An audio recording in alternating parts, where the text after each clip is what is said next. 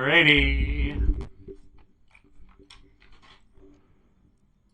Okay, this is the new budgetary officer. Sorry about that. We got a little hic. The new budgetary officer. He is he's going to do a statement.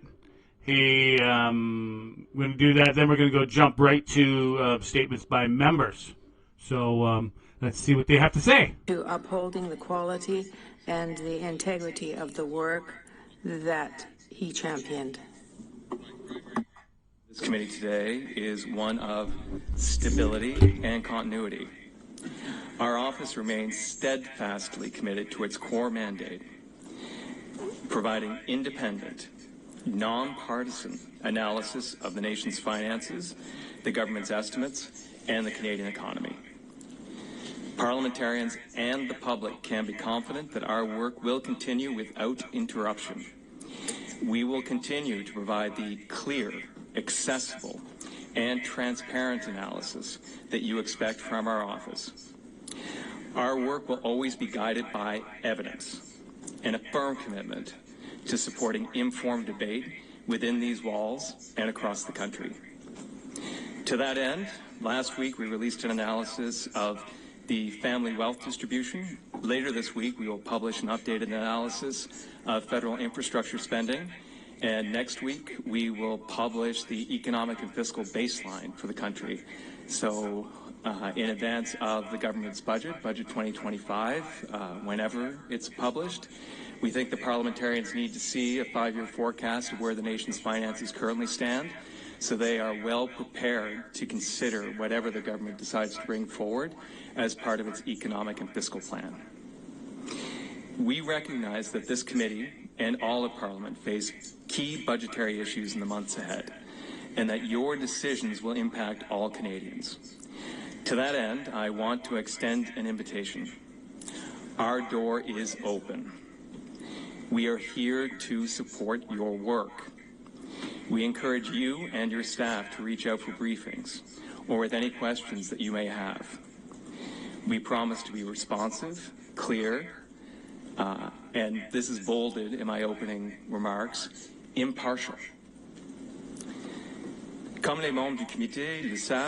As members of this committee are aware, I have already reached out to you, to your offices, to offer briefings regarding our plans for the coming months. I thank you for your time, and I will be very pleased to answer any questions you may have. Thank you, Mr. Jakes. I should have told you it has been very customary in the past that he brings donots for committee on his. Where's the donuts? I like this. This chair. He's a conservative, Macaulay. I hope I'm pronouncing that right. He has. He brings a flair of humor. He allows a lot of leeway from both sides. He lets the folks do it pretty both sides. He actually is the one of the epitome. There's a couple of Broussards also as well as very good chairs. It seems to me, and I'm not saying anything. There's one. Ali is another liberal one, but the Conservatives have a very good bench for chairs of committees. They allow both sides to throw their rubbish, if you will. And this guy in particular, he has a comedic flair, which makes it enjoyable. Because I find the details of committees very enjoyable. You find out a lot of good stuff. And what happens and you learn in committee doesn't necessarily come into law, but it's a lot of times the basis of where they create the laws comes from here. So you can, if you read their tea leaves, you can see which way the government starts leaning, and then there's the filibustering. And there's some liberal MPs in the last they brought it to a fine art, reading stuff just to filibuster, and it's frustrating, maddeningly frustrating, and funny at the same time. And you can just see the side, how do we stop this? Anyway, committees, I think, is where it's at. It's where the work gets done. It's where people roll up their sleeves. And now let's listen to what they have to say, please. Appearances, so. Thanks very much. We'll start with Mrs. Block for 6 minutes. Thank you very much, Mr. Chair. Good morning and welcome to our committee meeting today. I want to echo the Chair's congratulations on your appointment as the Interim Parliamentary Budget Officer. Of course, as you know, it was a Conservative government that created this office with a view to receiving that very impartial advice that you noted in your opening remarks, and I look forward to working with you over the next 6 months, and hopefully the Prime Minister will see this appointment as being very important and look to putting someone in place on a not full-time, but on a permanent basis. I guess I want to get right to some of the questions that we have based on the reports that have been released to date.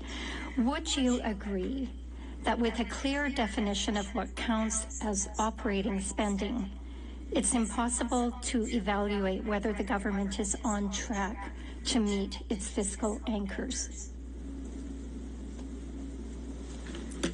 I would say officially we're within the office. I don't know that the government currently has fiscal anchors, which of course causes the people that I work with a considerable degree of concern at this point. As everyone knows, the government did have fiscal anchors. The previous Minister of Finance had the fiscal anchor of a ceiling of the annual deficit at 1% of GDP, along with the declining debt to GDP ratio. It's unclear where those stand. They haven't been reiterated by the current government, to the best of my knowledge. With respect to your point regarding the capital and the operating side, we haven't seen a clear definition of what would fall into capital and what would fall into operating. So at this point, it's impossible for us and for you as parliamentarians to assess the likelihood or probability of the government hitting any fiscal target. Thank you very much. So do you have any idea of when the government will give a concrete definition of its spending criteria, what its fiscal anchors may be, so that you can do the very important work of monitoring the government's spending plans? The short answer is no. There's a longer answer I can give to you if you have more time, but the longer answer is we're waiting for budget 2025. Is this at this echoing point. now? So traditionally what happens is all is revealed in a 400 to 500 page document. And at that point, we will have a clear sense of precisely what the fiscal anchors are. And if the fiscal anchor continues to be balancing and operating budget, hopefully at that point, there will be a definition of what that operating budget actually means. Thank you. So if the government is impeding the PBO from fulfilling its mandate as a fiscal monitor without any fiscal anchors being identified, a budget that has not been presented yet, and it sounds like it's going to be pushed back even further than what the Prime Minister promised earlier, would you say it creates more uncertainty for potential business investment in Canada? The uncertainty is always elevated in a period of low transparency. That goes without saying, well-researched and well-demonstrated. And that's why the Parliamentary Budget Office was created and set up in 2008. So in these situations where, for whatever reason, there ends up being a gap in fiscal transparency, the Parliamentary Budget Office will not only point out that potentially we're operating with incredibly low levels of fiscal transparency, which will feed into business uncertainty, among other things. But the Parliamentary Budget Office can actually step in and try to alleviate part of that, which is why next week we're going to be publishing our economic and fiscal baseline. So a new 5-year forecast, our outlook on the economy, as well as our outlook on the deficit figures for the next 5 years. And hopefully that will alleviate some of the uncertainty. How much time do I have, Chair? I have 1 minute and 15 seconds. So I guess my next question would be, if the government were to balance its operating budget, but continue to increase its inflationary spending. Who ends up paying for that spending? Well, there's only, I would say two things. So the short answer to your question is there's only one taxpayer. So the people of Canada work hard. They send money to Ottawa that all of you get to vote on and decide how it's going to be spent across the country. So if there's additional money borrowed, obviously it has to be paid back at some point, and the people of Canada are going to do that. I would also circle back on my previous answer with respect to the operating and capital budget. We currently don't have a definition of the operating budget, so it's purely speculation on anybody's part at this point. What would happen should the operating budget that has not been defined by the government be balanced? Thank you very much. Thanks very much. Mr. Gayer, go All ahead, please. right, there we go. That is all we are going to show. Okay, so this, I better check to see if my volume is even on. All right, yeah. Thank you, Uncle Mac. Uncle Mac. The echo. I had actually. It was. Wait, I'm gonna count it. So I'm not 1, 2, 3, 4. It was 4 echoes. So what must have I shouldn't I should have tested it. This is me not doing it, but it was a 4 echo. It was me in quad, and then when you heard the Parliament, it was them in quad in 5. I don't know what that's called. All right, so we're going directly now to live House of Commons. That is the new interim leader for the budget. It looks like he's going to be in for about 7 months. And 7 months is quite a long time, but he's going to be in for 7 months as an interim, so he's most likely not going to, I think he's not going to rock the boat. He's going to be there. They're waiting for them to find another person who will be in that position for another 7 years. The last fella, Giroux, was I thought he was pretty good. He did the media circuit, which I believe they should do. They should not be hiding in the corner. They should be a media mogul person, because their kind of job is to get behind the scenes and get into the government's paperwork and say, hey, this is what they said. This is what I in my office have found. Yeah. It's a circus. It's a bit of a circus, but hey, we are under this circus, so I don't know what that makes the rest of us. But it's I think it's good. I personally believe that politics can be a lot better than what they are. They've descended, but they've also been more exciting, entertaining. And how do we hone that into a great thing? We will see. But him doing the media circuit is a good idea. I truly believe it's a good idea. It helps get it, or he or she. There have been other budgetary officers that were created by the Conservative government under Harper, by the way. That they just kind of like hidden, they buried their own report. No, they make a report, show it up. The government can say the guy's an idiot or the girl's an idiot. That's, you know what I mean? That's their prerogative. They can do that. Trudeau did that to news media after they came out with breaking news. But we're going live now. Just gonna put on this while I do the background stuff. Great, thank you. And so it's an office that was created by the Conservatives. Your friend, Arlene's community. And the Conservatives, having accountability and all that good stuff was important to the Harper government. And I think it's a great office. It's a good office if used properly, and it's the design of the office is to kind of tick off the government. It has a piece of, let's tick off the government. I know I'm talking and the music is going. Probably, I'm probably not there. But we have some jumping seat politicians, and we are just, I'll put it up.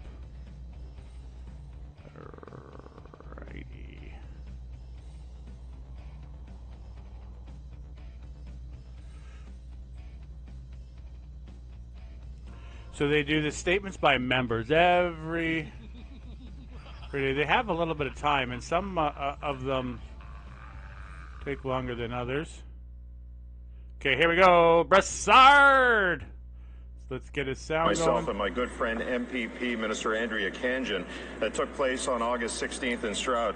The event saw an incredible turnout, our biggest ever, with more than 1,500 people attending. And on behalf of Andrea and I want to thank our invaluable community partners who helped make this event the biggest one yet. Town of Innisfil, Sobeys in Alcona, Foodland Stroud, South Simcoe Police, Innisfil Fire Department, Cool FM, Rock 95, Canadian Musicians Cooperative, Georgian College, RVH Keep Life Wild Campaign, Dream Parties, Innisfil Backyard Bounce, Barry Tent and Awning, The Flag Store, Allegra Marketing, Syncor, and Dave Chalut from Domino's Pizza. Finally, a barbecue this large would not be possible without an incredible team of our staff and volunteers. And I want to thank Al Gilchrist and the team that he put together. Over 75 people gave of their time on a Saturday in August to help bring our communities together, and did so knowing the importance of connecting people. L'honorable député de Terrebonne. The Honourable Member for Terrebonne.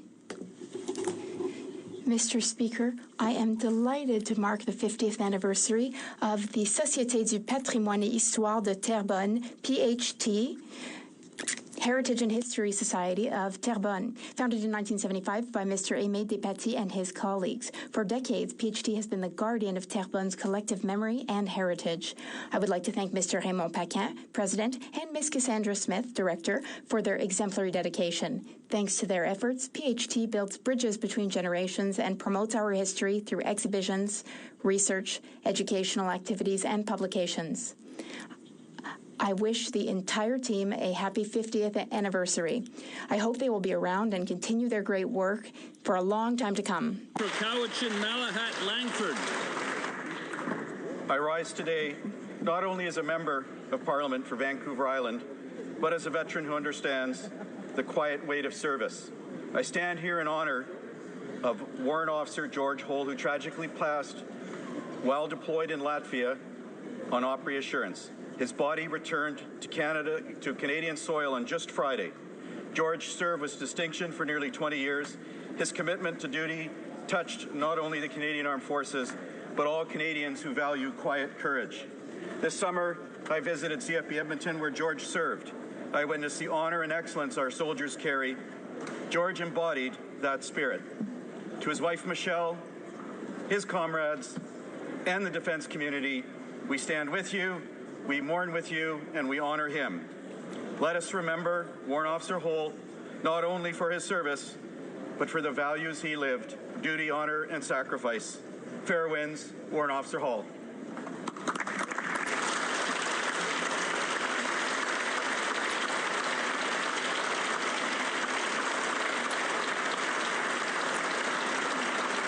The Honourable Member for Port Moody, Coquitlam.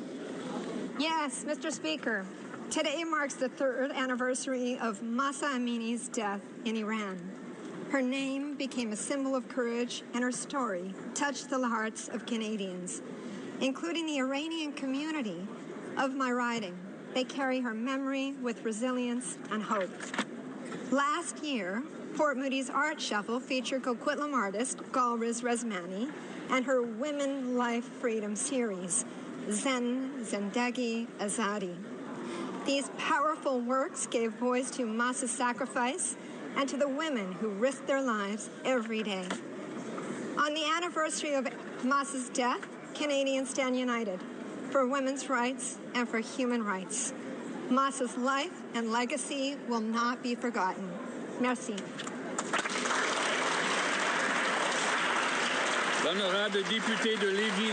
The Honourable Member for Lévis-Lotbinière. Mr. Speaker, the Prime Minister said that Canadians would judge him by the price of food at the grocery store. The judgment is clear. He failed. The latest food inflation data does not lie. Canadians' experience at the grocery store is getting worse and worse. Food prices have risen by 3.5%, which is 70% above the inflation target. For beef, that's a 33% increase. For canned soup, a 26% increase, and for coffee, a 22% increase. Mr. Speaker, in Liberal Canada, all indicators are flashing red. Putting food on the table should never be a luxury for Canadian families. Since the Liberals came to power, food inflation has risen by 40% overall. Yet another issue. Rather than making things less expensive, they've become more expensive. Yet another broken Liberal promise. More deceit from the Liberals. Only the Conservatives will bring back affordable groceries. The Honourable Member for Abitibi-Témiscamingue. Mr. Speaker, our under-19 team displayed all its talent at the ball hockey 3-on-3 World Championship in Slovakia. At the finals, the Quebec team beat another team 9-7, and guess which team? Canada's team.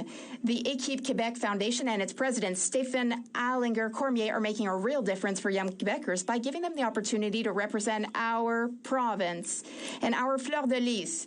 Mr. Speaker, just like Scotland, Northern Ireland, Wales, and Greenland, Quebec should have the right to represent and wear its colors in various international athletic competitions.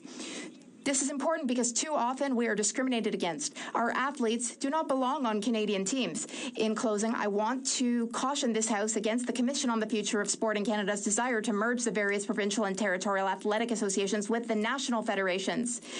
Yet again, we see Canada's desire to merge the various provincial and territorial sports associations with national federations. They're meddling with our provincial jurisdictions. The Honourable Member for Beauport-Limoilou. Thank you, Mr. Speaker. Mr. Speaker, I'd like to tell you about an inspiring woman who has had an incredibly positive impact on her town. Marie-Hélène Ross has devoted herself to the social, cultural, and economic development of Beauport for many years. A lawyer by profession, she has always combined her expertise with deep desire to build a stronger, more united community. As president of the Maison des Jeunes and Trip Jeunesse, she has supported generations of young people by providing them with opportunities for personal development and civic engagement. She's a community builder. She promoted the idea of a public market in Vieux Beauport, Old Beauport. Today, that public market has become a successful nonprofit organization. The market promotes buying local, helping each other, and respecting the environment, all while creating a unique gathering place for local residents and producers. Her exemplifies leadership through listening, action, and vision. Through her tireless involvement, she has breathed new life into Beauport. She is a model of determination, generosity, and perseverance. Thank you. The Honourable Member for Terranova, the Peninsulas. Mr. Speaker, this Liberal government promised nation-building projects, including building the Green Energy Corridor. They have all the tools required, yet nothing was built in the past 6 months, and the only projects announced are the ones already underway. Mr. Speaker, the people of Canada, Newfoundland and Labrador want to see action from this Liberal government, that an energy corridor will connect Labrador to the rest of the country without other provinces taking the icing and the cake and leaving my province with the crumbs. The government won't repeal C-69, C-48, the production caps, or the industrial carbon tax, and they won't even commit to their own promise of building an energy corridor from sea to sea.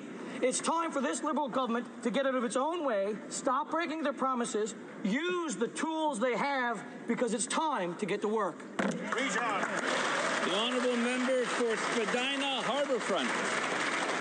Mr. Speaker, every September the streets of downtown Toronto and my riding of Spadina Harbourfront come alive with the magic of cinema.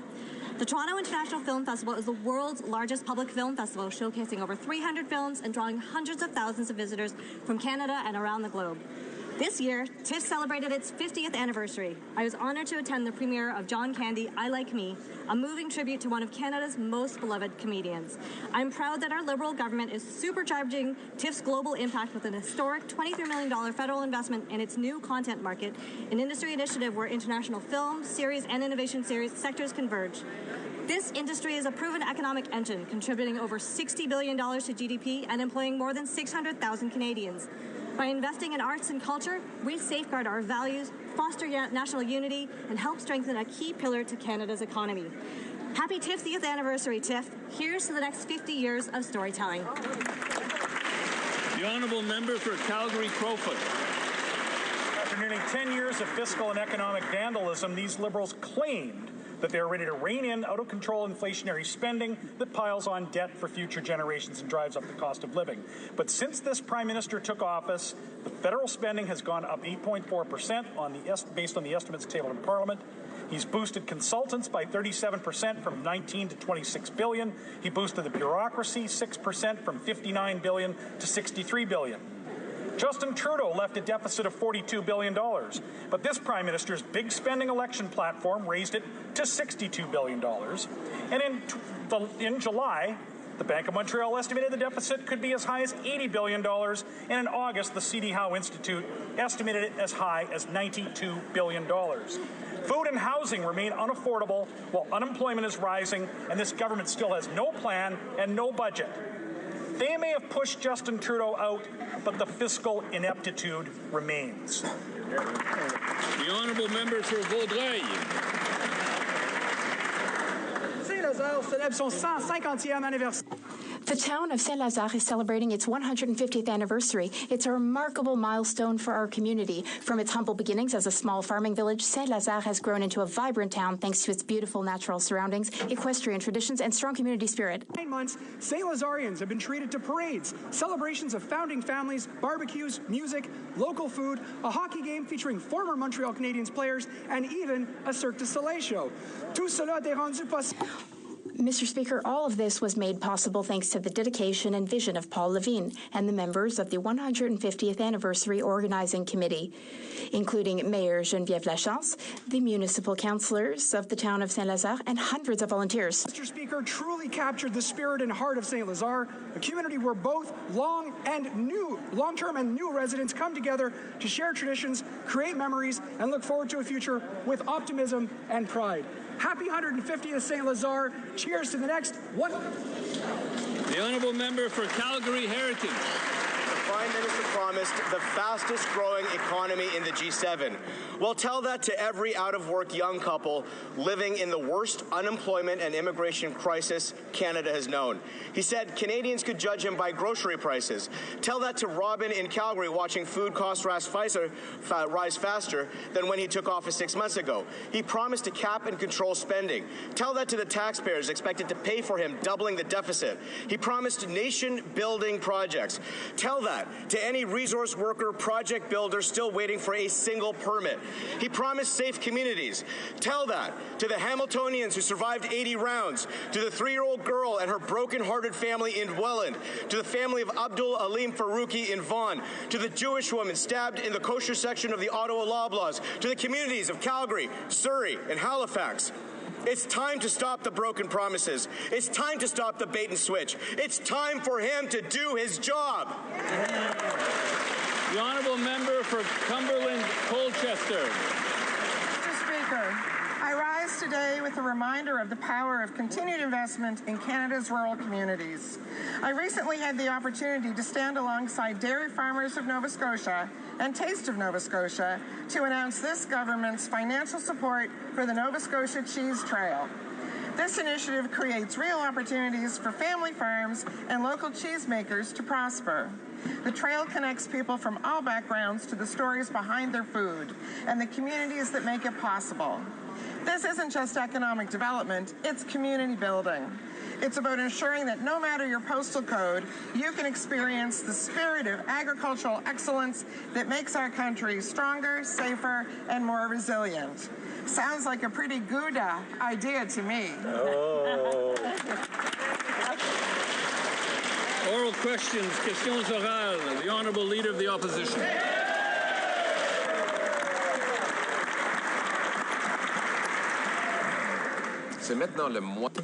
Now we're halfway through the fiscal year, and the Prime Minister hasn't even presented a budget, despite the fact that he managed to double the deficit. It's now twice as high as that of Trudeau. What an accomplishment. And now we have inflation at a rate that is 50 times higher.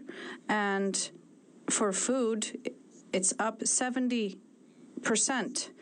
There are more people relying on food banks now. The Prime Minister said that we could judge him by grocery prices. So, what's the verdict? The Honourable Minister of Finance. Mr. Speaker, Canadians made a choice at the last election. They chose a government that will focus on the economy and on change, Mr. Speaker. That's exactly what we're doing. What we said is that we will be rigorous in our spending, to be ambitious in our investment, Mr. Speaker, because Canadians understand that if we want to build a strong economy in the 21st century, we have to invest. We're here for Canadians. We're going to build the most resilient economy in the G7 and for the future, and we're going to build a Canada that all Canadians can be proud of. Canadians, well, many of them, can't even eat. The Prime Minister promised to spend less, but the deficit is twice as high. He promised that grocery prices would go down, but they're up 70% higher than what the Bank of Canada had said. There's more poverty now. Does the Prime Minister recognize that his empty promises have led to empty stomachs? The Honourable Minister of Finance. Mr. Speaker, on this side of the House, we obviously recognize the situation of many Canadians, and that is why, during the last election, Canadians chose a Liberal government, a government that stands up for them. And the first measure that we implemented was to reduce taxes for 22 million Canadians, exactly to help families across our country. And we can be proud of this, and that's something that's the Conservatives should celebrate. And this exactly this type of measures we're going to take. We're going to help the middle class and families and build a Canada that all Canadians can be proud of. Opposition. Mr. Speaker, the Prime Minister promised that he would spend less, yet he's spending, his deficit spending is 100% more than even Justin Trudeau. And what is the real human consequence of that? Food price inflation is rising 70% faster than the Bank of Canada's target. And today, the CEO of the major food bank network in Toronto says that there has been a 400% increase in food bank use there. Does the Prime Minister understand that his empty promises lead to empty stomachs? The Honourable Minister of Finance. Mr. Speaker, it's reassuring to hear the Leader of the Opposition that listened to the Prime Minister during the summer. I'm glad to see that he retained that we're going to spend less so we can invest more, Mr. Speaker, and investing more in Canadians. Like, for example, reducing the taxes for 22 million Canadians, Mr. Speaker. Like making sure that people who want a first-time home, buy a first-time home, will pay less in GST, Mr. Speaker. Making sure that we eliminate the consumer carbon tax, Mr. Speaker. I think the leaders should celebrate that this government is there for families across Canada to build a stronger and more... The Honourable Leader of the Opposition. Mr. Speaker, he wants us to celebrate his failures, including failures that are leading to real human suffering. Let me quote the CEO of Daily Bread Food Bank, Neil Hetherington. So giving you some context, previously before the pandemic, we were at 600,000 for the year visits to the food bank. And so it took 38 years to get 1 million visits per year, and then only 1 year to get 2 million visits, another year to get 3 million. Now we are at 4 million visits. Food bank lineups are growing and growing at an accelerating rate under this Prime Minister. Does he realize the very real human consequences of his broken Liberal promises? The Honourable Minister of Natural Resources. Mr. Speaker, I'm here to announce some good news. Last night, Canada and British Columbia approved the new Silicem LNG export terminal in northern British Columbia. It's with the Nisga'a Nation. It will be the second largest private sector investment in the history of this country. The second largest in the history of this country. It will employ thousands of Canadians. We would love the Conservatives to help us build Canada. The Honourable Leader of the Opposition. Mr. Speaker, the question was not about re-announcing a previously approved project. It was about the cost of food. And frankly, it is insulting. We have asked 10 questions about the cost of food in the last 2 days, and not a single Liberal minister will get up and answer it. Maybe that's because the inflation rate on food is 70% above the target. Maybe it's because there are now 4 times as many visits to Toronto food banks as there were 3.5 years ago. Maybe it's because they broke their promise to stabilize food prices. Maybe it's because the Prime Minister promised that he could be judged on the price of food. Speaking of which, what's the verdict? Hear, hear. The Honourable Minister of Housing and Infrastructure. Mr. Speaker, well, I know we're all in this House concerned about the price of food, and we're also concerned about our farmers. The number one cost of living in Canada is related to housing, Mr. Speaker, and as I mentioned yesterday, people are concerned about housing prices. This government is taking action to make housing more affordable. With Build Canada Homes, with tax cuts, with the first-time home buyers tax cuts, we're making a difference for people in their pocketbooks. Hear, hear. The Honourable Leader of the Opposition. Mr. Speaker, the question was about food prices. Right. Yeah. And he stood up to announce that he's going to be feeding some of his friends who are going to populate this latest $13 billion bureaucracy, a bureaucracy that will build no homes and that will only reward Liberal insiders who, like him, have a record of actually doubling housing costs. Right. But back to food, the stuff that needs to go on people's dinner table. We have a record number of people at food banks after the Prime Minister promised to make food more affordable. Doesn't he realize that his promises have real costs for Canadians? The Honourable Secretary of State's report. Thank you, Mr. Speaker. It's a little rich coming from the guy who voted against the National School Food Program, Mr. Speaker. But I would like to say that Food Banks Canada does exceptional work, and they also make good recommendations for government. 1, they suggest we build up Canada's social safety net. 2, they say we should solve the affordable housing crisis, and we should help lower-income workers make ends meet. Mr. Speaker, all of those things are things that Conservative leader votes against time and time out in this House. Hear, hear.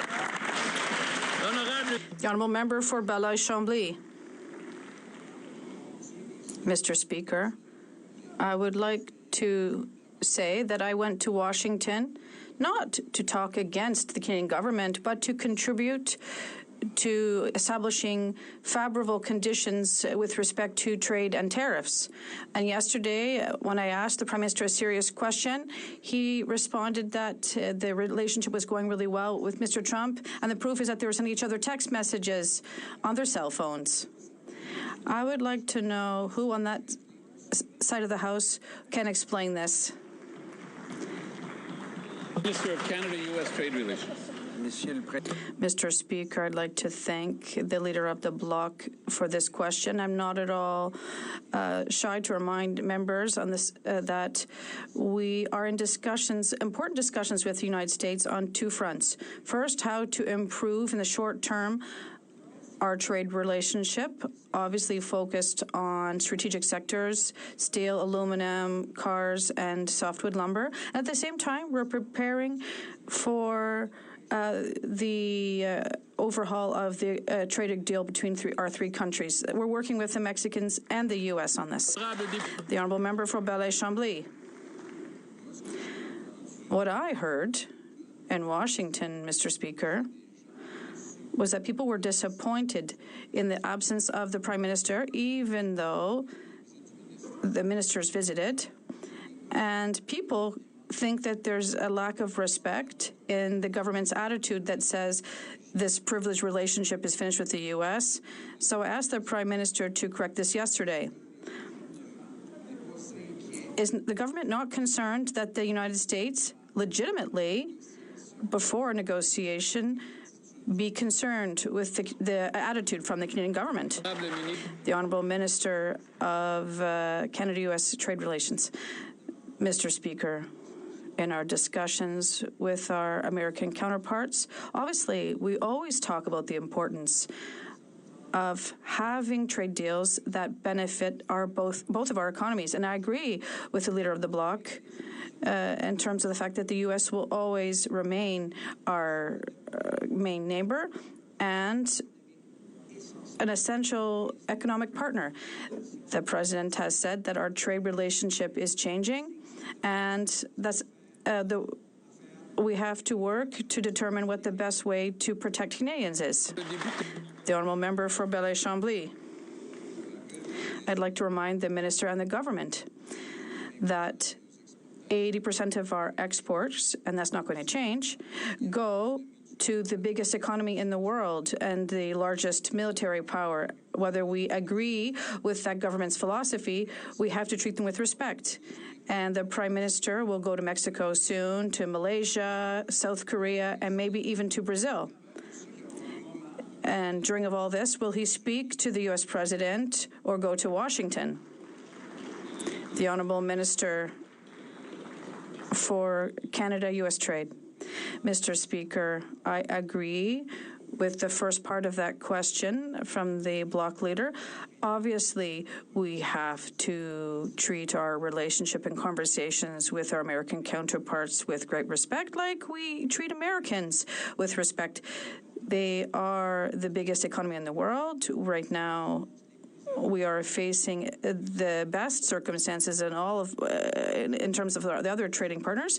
But we also said we have to diversify our trade and go to other markets and partners. And the good news, we can do both at the same time. Honourable member for Calgary East. Believe it or not, this Prime Minister admits he'll outspend Trudeau. Large Liberal deficits made in core inflation 50% over target and food prices 75% over target.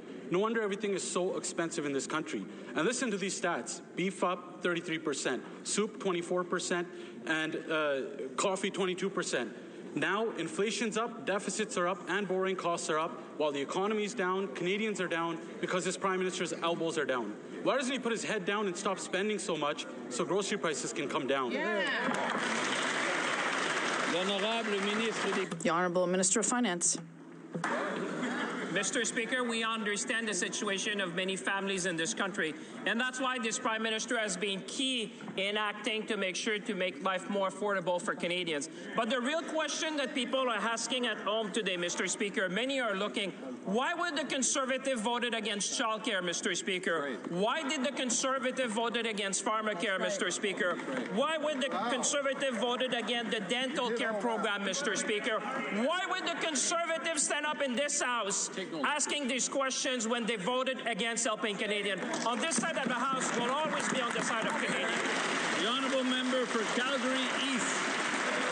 About a $90 tax cut. That's not even enough to get a bunch of bananas in the week, but Liberal policies are bananas. It's always about promises that they might do something. It's fantasy finance and pretend promises. At this rate, the next budget might as well come out with a box of crayons and a colouring book. This Prime Minister said, judge them by the price of groceries. Grocery prices are up. He said he would deliver the fastest growing economy in the G7. We have the fastest shrinking economy in the G7 and the second highest unemployment rate. Since this Prime Minister doesn't do his own groceries and he admits that, will he at least commit to not making Canadian groceries more expensive? The Honourable Minister of Jobs and Families. Mr. Speaker, every time the Conservatives have a chance to help make it easier for families, they vote against these measures.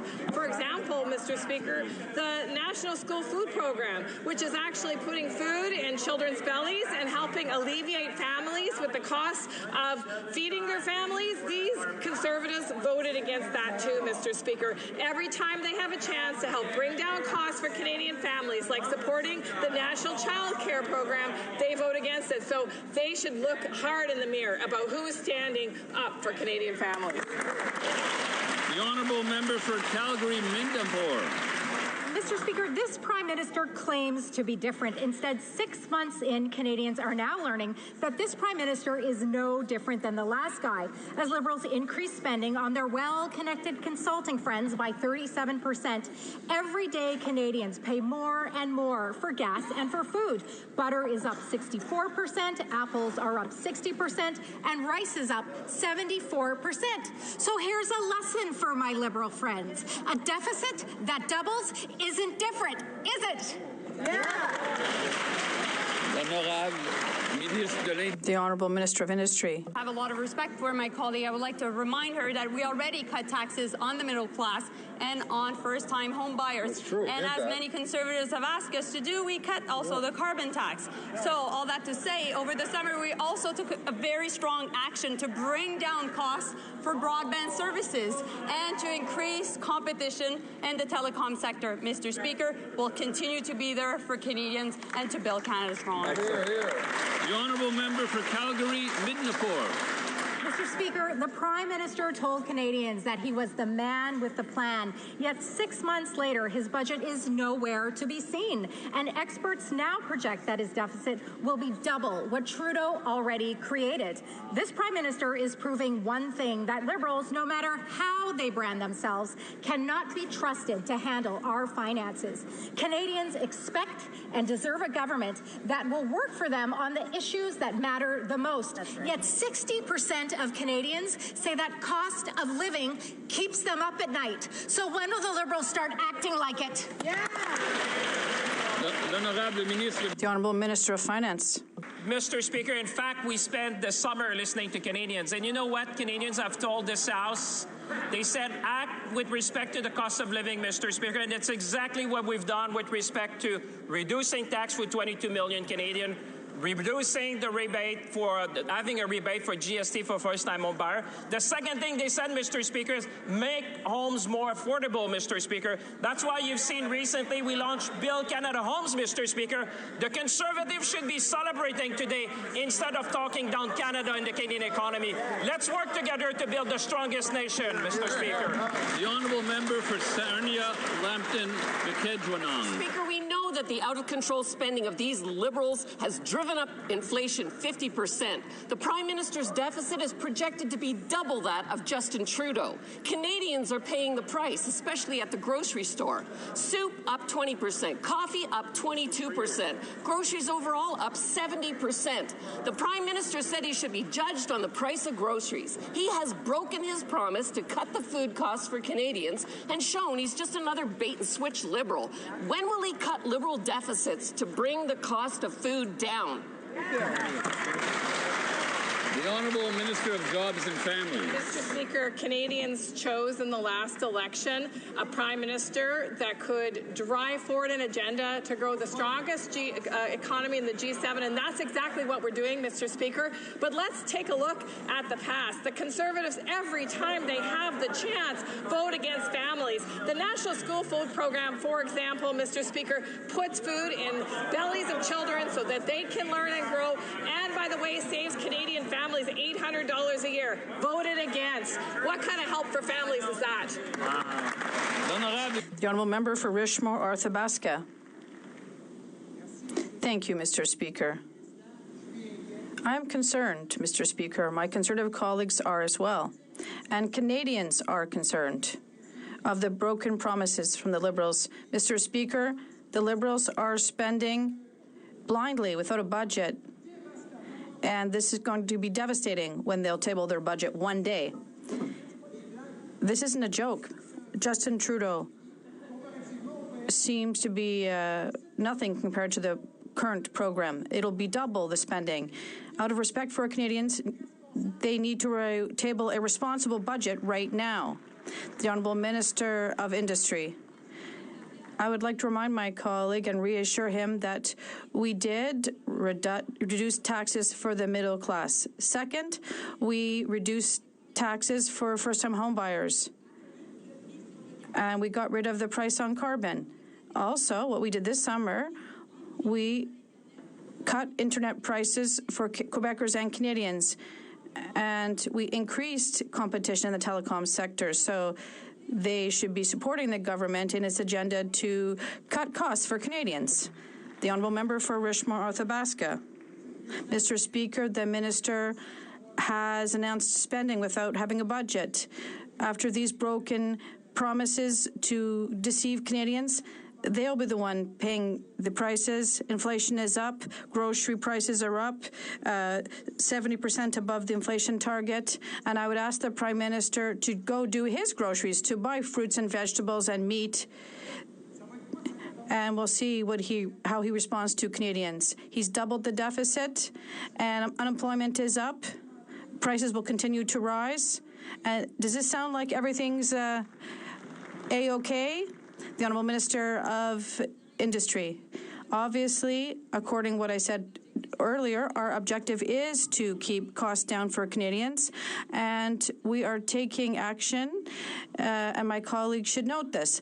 At the same time, the government is also doing everything to create jobs, because right now, while there are tariffs on some sectors, we have created a very important strategic initiative, $5 million in his riding. There are companies that are going to be affected. I'd be happy to work with him as the Minister in charge of Economic Development for Quebec to find solutions. The Honourable Member for Rivière-du-Nord. Mr. Speaker, in January, the Liberals appointed Robert Leckie as a judge to the Superior Court of Quebec. However, Mr. Leckie only had 7 years of experience at the Quebec Bar versus the 10 years that are required. He did not meet the legal criteria, but he did meet the liberal criteria because in addition to being a liberal donor, Justice Leckie is a fervent activist against Bills 21 and 96. He is an opponent of secularism and the Charter of the French languages and Quebec identity. Will the Minister of Justice finally revoke this partisan appointment? The Honourable Minister of Justice. Thank you, Mr. Speaker. This judge was appointed to the Superior Court of Quebec. The process for appointment is very rigorous and amongst the best in the world, and we intend to keep it.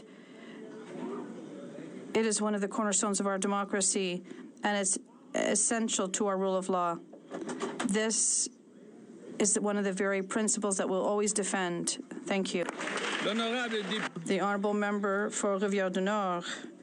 In the midst of the challenge to Bill 96, Mr. Leckie took the microphone at demonstrations to oppose it. In the midst of the challenge to Bill 21, Mr. Leckie argued that the court should prevent the provinces from using the notwithstanding clause, which is in the Constitution.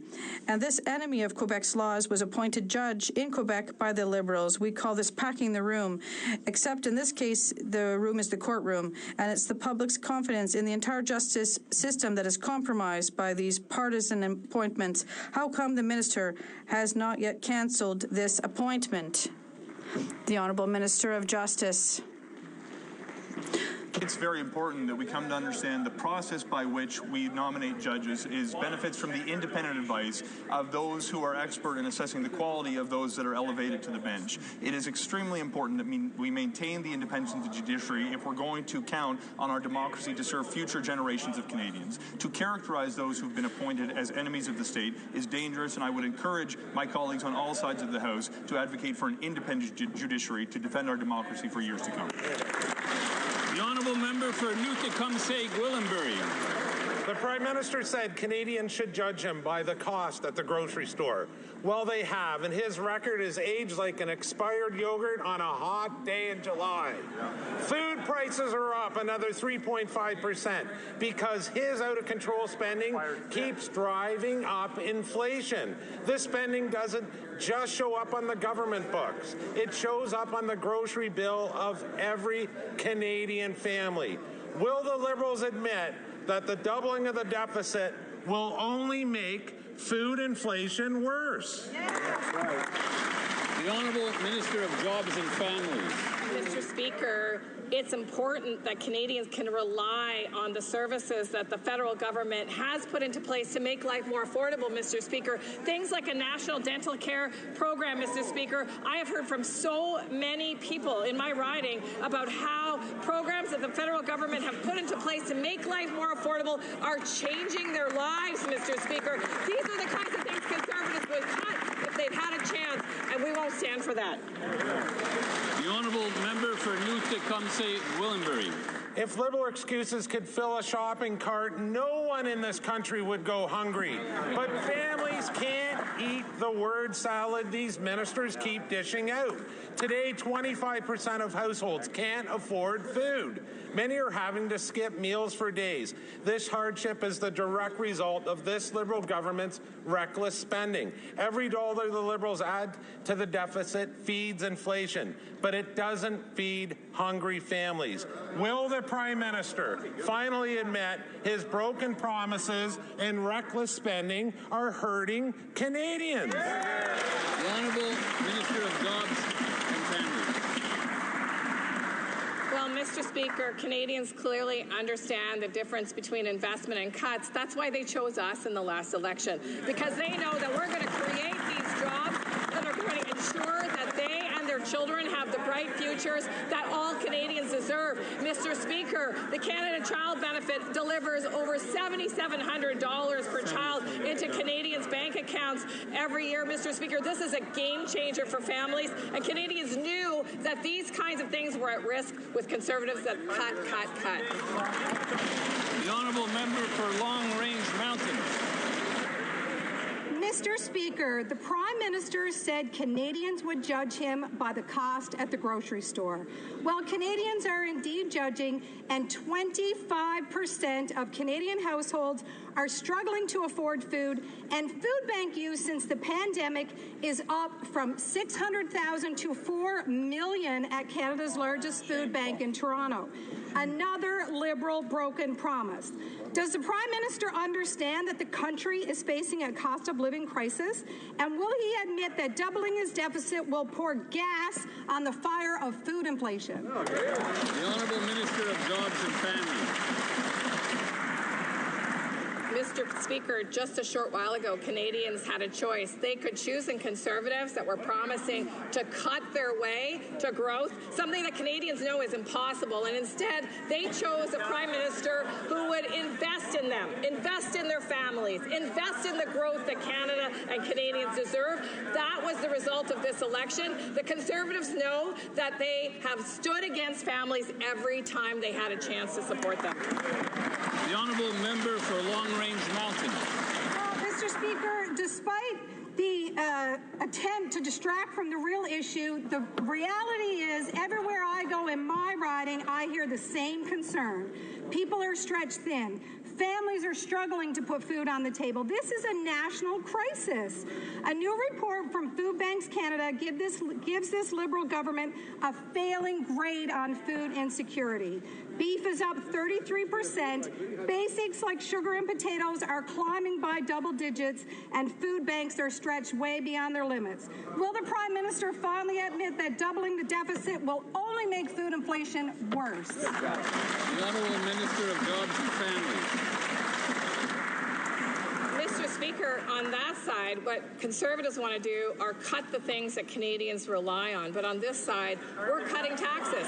We've cut taxes for the middle class. 22 million Canadians, Mr. Speaker, that are benefiting. We cut the carbon tax, Mr. Speaker, reducing the cost of gasoline and other oils for Canadians. Mr. Speaker, we're investing in jobs, in creation of jobs, in skills training, in ensuring Canadians and their children have the best chance at success. And you, the Conservatives across the aisle, Mr. Speaker, voted against all of that work. The Honourable Member for Battleford's Lloydminster Meadow Lake. Mr. Speaker, I will remind you that the Liberals cut the carbon tax after we put pressure on them. We know that the Prime Minister had said Canadians should judge him by the cost at the grocery store. Well, parents across the country are trying to fill lunch kits with nutritious food, but prices keep climbing. According to the CEO of Canada's largest food banks, visits increased to 2 million under Trudeau and now jumped to 4 million under this Prime Minister. Another broken Liberal promise. Mr. Speaker, will the Prime Minister admit to Canadians now that doubling the deficit will only make food inflation worse? The Honourable Minister of Jobs and Families. Well, finally, Mr. Speaker, a place where I can agree with the opposite member. In fact, Canadian families are relying on the government to ensure that their children get a nutritious school lunch. And that's why we have a brand new, in partnership with provinces and territories, school food nutrition nutrition program. So, Mr. Speaker, a program and an approach that the Conservatives voted against. These Conservatives, every time they have a chance to help Canadian families, they vote against it. The honourable member for Dorval-Lachine-LaSalle. Mr. Speaker, Canadians gave this government a clear mandate to build an economy that stands up for our workers and industries and to make life more affordable. We've reduced taxes for 22 million Canadians, eliminated GST for first-time home buyers, removed the consumer carbon tax, fought for our steel and aluminum sectors, and created one strong economy instead of 13. Could the Minister of Finance please update the House on the next steps to building the strongest economy in the G7? The Honourable Minister of Finance. Mr. Speaker, it's a great question indeed. We're going to present a great budget in this House on the 4th of November, Mr. Speaker. This is going to be a generational investment in our future. We're going to build this country, Mr. Speaker. We're going to protect our communities. We're going to empower Canadians. We're going to build the strongest economy in the G7. We're going to build this country like never before. We're going to build the Canada of the 21st century. Mr. Speaker, we are the true north, strong and free. The honourable member for Dufferin-Caledon. The Prime Minister promised he would double housing starts. He looked at Canadians in the face and promised. They're down 16%. His plan is a $13 billion bureaucracy that might someday build 4,000 homes. 4,000 homes. Canada had 245,000 new home starts last year. Even if they hit 4,000 homes, it's 1.6% increase. Please, for the sake of Canadians trying to buy a house, tell me this isn't the plan. The Honourable Minister for Housing and Infrastructure. Thank you, Mr. Speaker. I know the math is difficult for the Conservatives, but can you help them? We can help you. We can help you with this. We're looking at investing $13 billion in affordable housing across the country. Mr. Speaker, those initial 4,000 homes will be on Canada lands in 6 cities across the country. That's getting a quick start on building affordable homes. We're going to see tens of thousands of homes built across Canada in all of our communities. We count on the support across the House. Thank you. Member for Dufferin-Caledon. $13 billion for 4,000 homes is $3.2 million per home. That's not affordable. It's all starting to make sense where this scheme was cooked up. You've got a housing minister who oversaw the doubling of rent and the doubling of housing prices when he was mayor of Vancouver. The head of this new agency came from the city of Toronto that increased the cost of building by 700%. It's almost like the interview process for these positions was, are you incompetent? Were you fired from your last job? Once again, for the sake of Canadians begging to buy a home, please tell me this isn't the plan. The Honourable Minister for Housing and Infrastructure. Thank you, Mr. Speaker. Well, I know it's difficult for the Conservatives to evolve and focus on supporting us to build affordable housing across Canada. That is what we are focused on doing at an unprecedented level.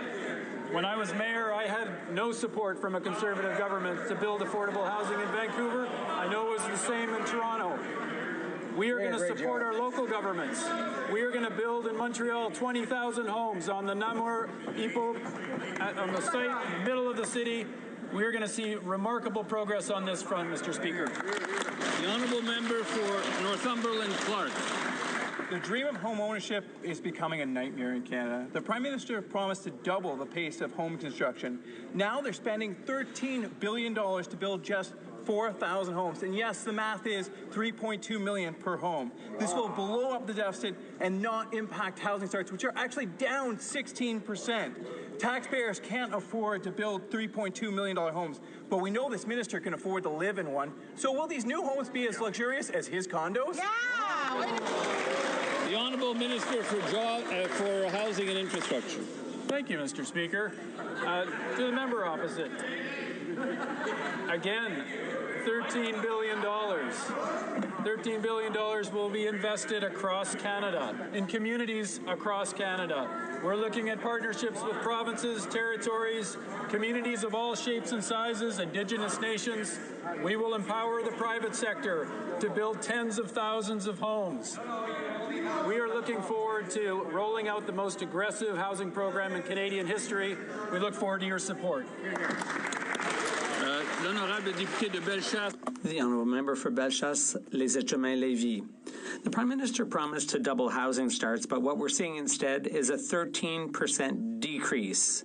No wonder he's surrounded himself with the former Mayor of Vancouver, on whose watch home prices rose by 150%, and a former Toronto City Councillor who increased residential construction taxes by 700%. Does the Prime Minister realize it's hardly surprising that construction is down and costs are up with this kind of leaders around him, Mr. Speaker? The Honourable Minister of Canadian Culture. Thank you, Mr. Speaker. What we're doing about the housing crisis is cooperating with municipalities and provinces and people in the field. Unlike what the Conservative Party is proposing, the leader repeatedly insulted mayors in Quebec City and Montreal and all across the country. The Minister for Housing and Infrastructure has announced 20,000 new units just recently, and we're talking about affordable and community housing. That's how we're going to get through this crisis, not by doing what the Conservatives propose. The Honourable Member for Bellechasse, Les Etchemins-Lévis. Mr. Speaker, the Prime Minister has added to the problem with a new Crown Corporation that will further hamper housing construction. He's giving them $13 billion to build 4,000 homes. That's $3.2 million per home. It seems to me it was worth the effort to crunch those numbers, eh? This can't happen, Mr. Speaker. This is the same spendthrift government mired in bureaucracy and tied up in its own red tape. Why doesn't the Prime Minister change the formula that has been failing for 10 years? The Honourable Minister of Identity and Canadian Culture. Mr. Speaker, unlike what the members opposite are saying, we are working cooperatively, and in order to get these projects across the line, you have to work together. The Conservative recipe doesn't work. It doesn't work. That's not how you build housing. And you can't just leave it all up to the private sector, especially when it comes to affordable and social housing. This federal government is working in partnership with the provinces and municipalities and community groups to help the entire population have access to decent housing. The question is to the Immigration Minister. There are a staggering 300,000 people in Canada with pending asylum claims. Many of these will be bogus. And new data we obtained today shows the profound cost of this failure. Since 2016, the Liberals have increased the cost of the Interim federal health program, which includes support for benefits for people who have likely made bogus claims, by nearly 1,200%. This includes massive spending on benefits Canadians aren't eligible for. Can the Minister explain why? Honourable Minister of Citizenship and Immigration.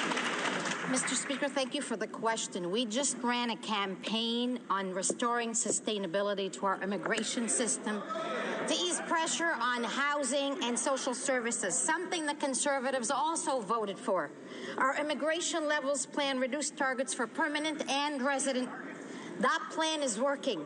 New student and temporary worker admissions are down more than 60%. Asylum claims are down 1/3, and new permanent residents will be down 20% at the end of the year. With Bill C-2, we can even do more, and I urge parliamentarians to support it. The Honourable Member for Calgary-Nose Hill. The Minister just said that the Liberals' immigration plan is, quote, working. The Liberals are spending at least $800 million this year because they allowed the asylum backlog to mushroom to nearly 300,000 people. And these are people, many of whom have bogus claims, and they allow them to stay in the country for years and years. That's why they had to increase that program to that level. This strains healthcare, it strains housing, and it makes a mockery of our once compassionate asylum system. Is this really what the Minister defines as an immigration system that's working? Come on. Come on. The Honourable Minister of Citizenship and Immigration. Monsieur le Président, Mr. Speaker, the campaign we led a few months ago, among other things, was about restoring the vitality of our immigration system to alleviate the housing and service crisis, and it's working. The number of new student and temporary foreign worker visas has gone down by 60%, and asylum claims have gone down by 1/3. The number of new residents will be reduced by 20%, and with Bill C-2, we will be doing more. I would invite all parliamentarians to join with us in this effort. For Newmarket, Aurora. This summer, I sat with agencies in Newmarket and learned of the urgent need for mental health counseling, yet the funds are never enough. But today we obtained new data that shows that the Liberals have increased funding for services like mental health counseling for a group that includes bogus asylum claimants by nearly 1,200%.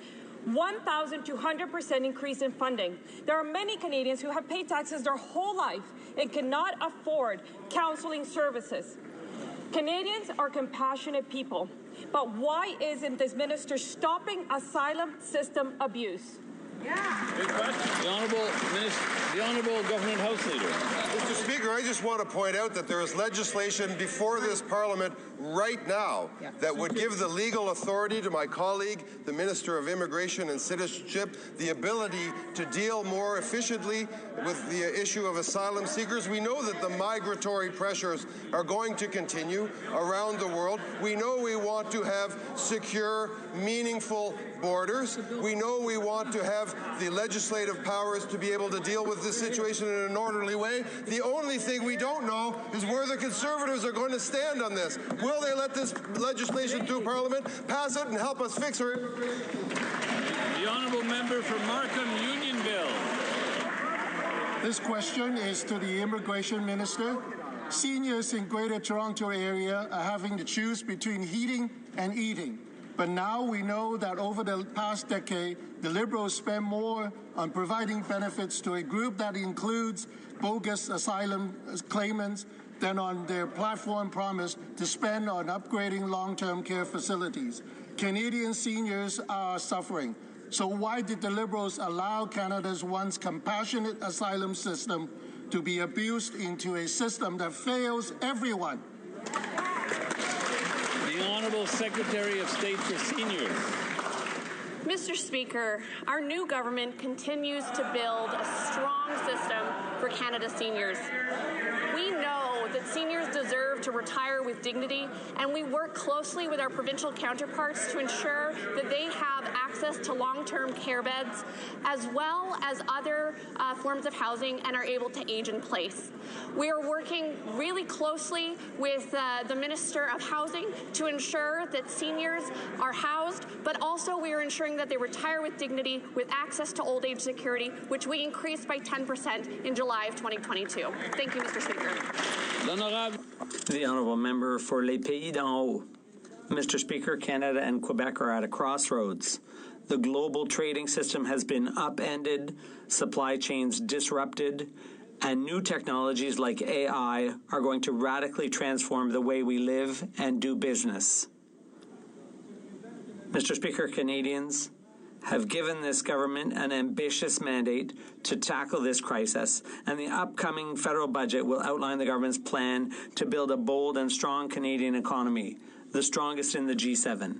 Can the Minister of Finance inform the House of the next steps in this crucial process? The Honourable Minister of Finance. Mr. Speaker, I'd like to thank my colleague for his excellent question. We will be tabling an excellent budget on November 4th in this House, Mr. Speaker. It will be a generational investment in our future, Mr. Speaker. It will be a budget to build our country, a budget to protect our communities, a budget to build a stronger economy, Mr. Speaker.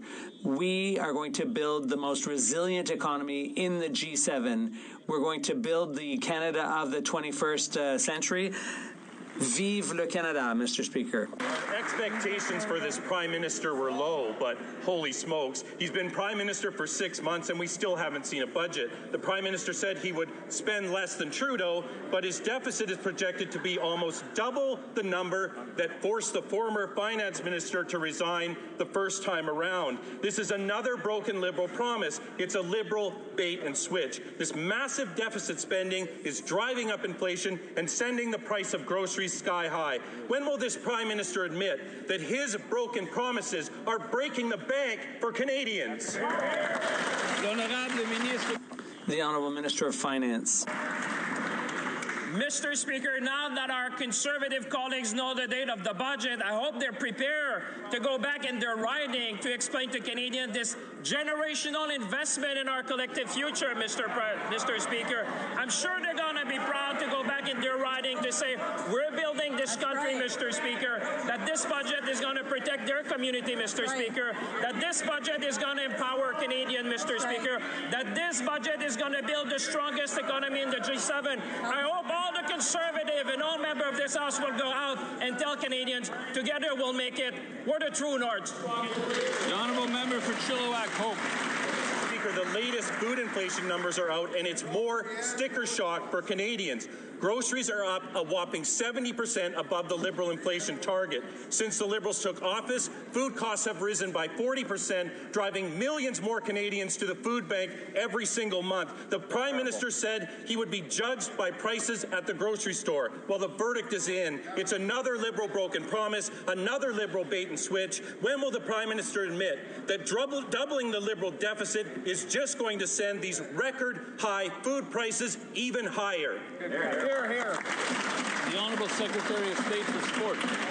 Mr. Speaker, the hypocrisy from the Conservative side today is just astonishing. They haven't listened to any of the recommendations from the Food Bank's report. But what gets me going even worse, Mr. Speaker, is earlier this year when the leader of the Conservative Party lost his job, he didn't lose his house. That's because he lives in government-subsidized, non-market housing. But every time he's had the chance to vote for government-subsidized, non-market housing, he votes against it. And worse still, he stigmatizes it, calling it Soviet-style housing, Mr. Speaker. Get a grip.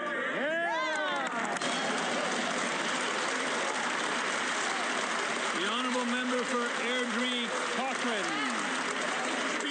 That Prime Minister is just another bait-and-switch Liberal. He's broken promise. All of the conciliation. I couldn't hear the member.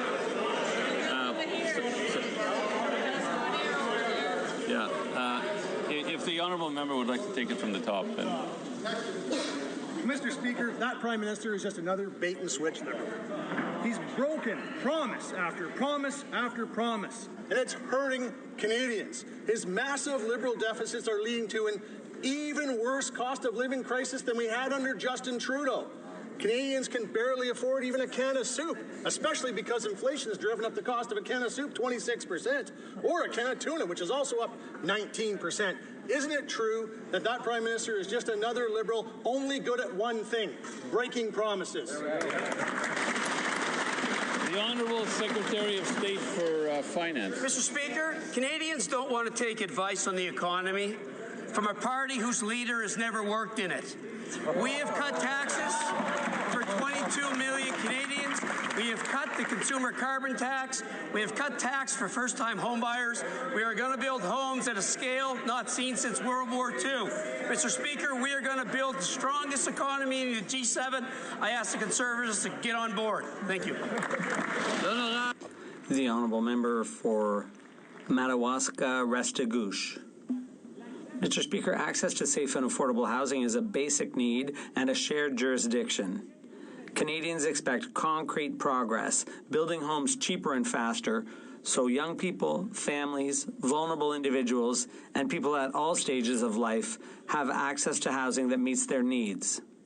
Can the Minister of Housing and Infrastructure inform the House about the government's recently announced plan to improve housing affordability and access across the country? Thank you, Mr. Speaker. The Honourable Minister of Housing and Infrastructure. Mr. Speaker, I'd like to thank the Honourable Member for Madawaska-Restigouche for his question.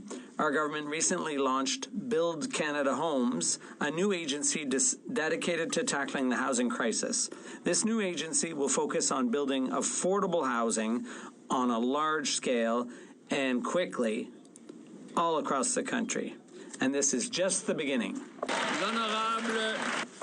The Honourable Member for Côte-du-Sud, Rivière-du-Loup, Karaskomik, Témiscouata.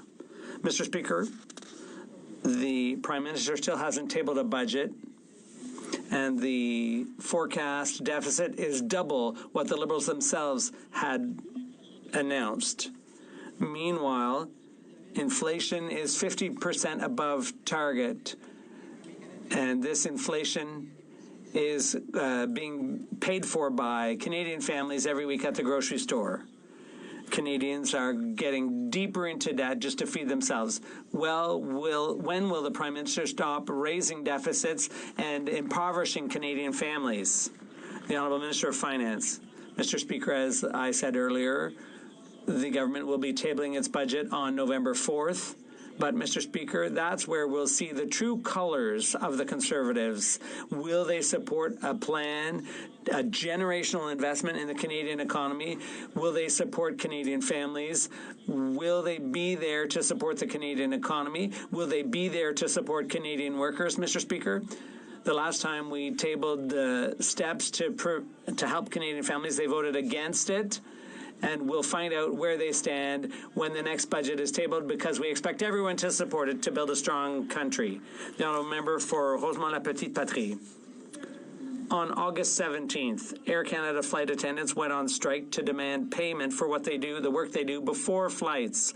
That same day, just a few hours later, the Minister of Employment invoked Section 107 of the Labour Code to put an end to pressure tactics. This was a major assault on workers' rights and on free bargaining. It was a gift to the company, who admitted they were just waiting for the government to intervene. And the Liberals have used this weapon 8 times over the past 2 years. Will the Liberals support workers and scrap Section 107? The Honourable Minister of Jobs and Families. Mr. Speaker, we seek a balance between labor and owners. Both parties, unions and employers, to find balance, to make sure that we uphold the collective rights for labor action, but that we also maintain industrial peace. Canadians expect us to get this balance right, and that's exactly what we've done. The Honourable Member for Saanich, Gulf Islands. Thank you, Mr. Speaker. It seems that elbows up has been replaced with checkbooks out. The Canadian Nuclear Laboratories Partnership is primarily U.S. corporations, private sector, and involved with the nuclear weapons industry. They have now done a deal with our old friend at SNC-Lavalin, called Atkins Realis now, that operate the Canadian Nuclear Laboratories. Canada is giving them the biggest federal contract we've ever issued, $24 billion. The deal's being reviewed by the Competition Bureau. When will it go to national security for a review, or do we just write checks to Trump now? The Honourable Minister of Natural Resources. Mr. Speaker, Canada's nuclear expertise is a significant part of what we will enable to become an energy superpower. The process to select the new contractor to manage Canadian Nuclear Laboratories was done independently of the government by AECL. More than 95% of the funding will be spent in Canada, employing Canadians at Canadian facilities. All of the senior management will be based in Canada. Wow. We have looked after this, Mr. Speaker. That concludes today's question period. The point of order, the Honourable Member for Courtenay Alberni. Mr. Speaker, I know you've talked about decorum in this place, and the member from Chilliwack Hope, I may not agree with his policies, but he asked a straight question to the government, and my friend, the Minister of Sport, and I do call him a friend because I consider him that, he responded with "get a grip." And I think there's a point in here that there has to be respect on both sides of this place, and I hope that the Minister will take this and maybe they'll refrain in the future. Thank you. Didn't hear that comment, but obviously we want to keep the language respectful in this place.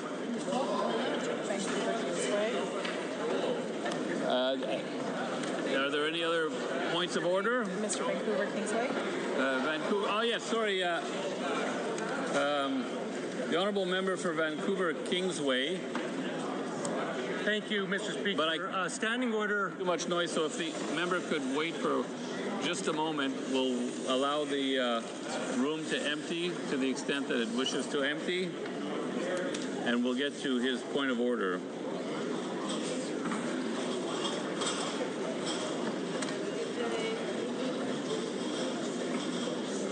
Looks like we have some quiet. The honourable member for Vancouver Kingsway. Thank you, Mr. Speaker. Standing Order 158 speaks to the conduct of visitors to our galleries.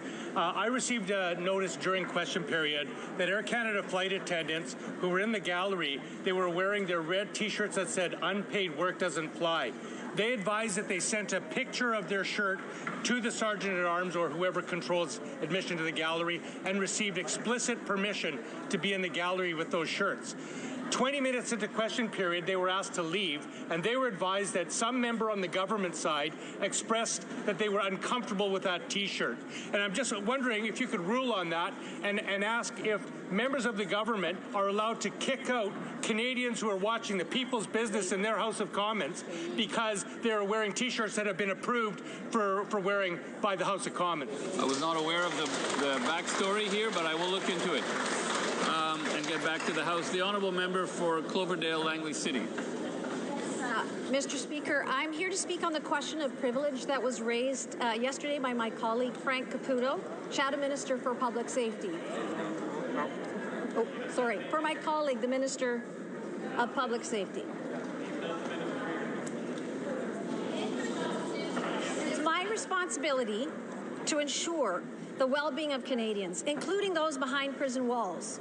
So why was I stymied from entering the Fraser Valley Women's Prison freely this past summer? What are they hiding behind those walls? As their representative of Parliament, it's my duty, not a courtesy, not a request, but a duty to verify firsthand that incarcerated women, many of whom are dealing with mental illness, abuse, and trauma, are being treated humanely and with dignity. Parliament gives me this responsibility because oversight matters. It's one of the few safeguards we have to ensure the state doesn't abuse its power behind locked doors. When I'm blocked from fulfilling my role, it's not just an inconvenience, it's an abuse of power. It strips vulnerable women of their voice and strips the public of their right to know what's being done in their name with their tax dollars under the banner of justice. Denying elected officials access to see how inmates are treated without the filter of management is a serious breach of trust. If I can be shut out, then so can accountability. And when transparency dies, abuse thrives. I rise today to bring to the attention of this House this very serious breach of privilege by Corrections Canada. On July 28, I attended the Fraser Valley Institution, a women's prison in the Abbotsford region, with the intention of fulfilling what I feel is my most important duty as a member of Parliament, to ensure that all Canadians, including those in federal custody, are treated with dignity, care, and humanity. Unfortunately, that oversight was aggressively and intentionally obstructed. When I arrived with my colleague, the Shadow Minister for Public Safety, we were told that our tour would be accompanied by Mr. Chris Saffron, the Assistant Warden of Management Services. My colleague and I clearly explained that we wished to tour with uniformed correctional officers only, so that both inmates and staff would feel free to speak openly with us. We made it clear that the presence of senior management would inhibit transparency and hinder trust. But Mr. Saffron refused.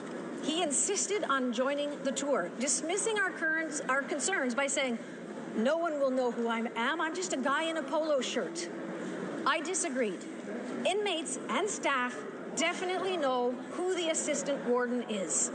So we asked who had instructed him to impose this condition, and he claimed it came from the warden directly. We then asked to speak with the warden ourselves, but were told that she was unavailable. Surprise. We asked for a phone call. We were refused. We asked if our safety was at risk. He said no. We asked again if we could proceed with the uniformed officers already present. Again, he said no. And all the while, his tone was aggressive. His posture was intimidating, and his behavior was wholly inappropriate. Mr. Speaker, the correctional officers who accompanied us appeared shocked, and I don't blame them, because what occurred that day was an intentional act to prevent members of Parliament from doing their job.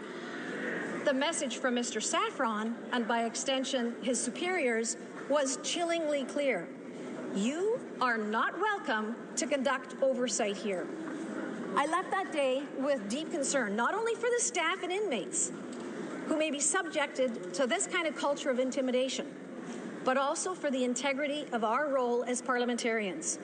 When management closes ranks and bars elected officials from seeing behind those doors, the natural question is, what are they trying to hide? Mr. Speaker, as a woman, I was particularly taken aback by the condescension and lack of respect shown to me throughout this encounter. But more than that, I was outraged on behalf of the women inside that facility. Women who may not have anyone else to speak for them and who are now being denied even that. So in summary, the assistant warden of Fraser Valley Institution, under direct instruction from the warden, obstructed and interfered with my ability to carry out my duty as a parliamentarian.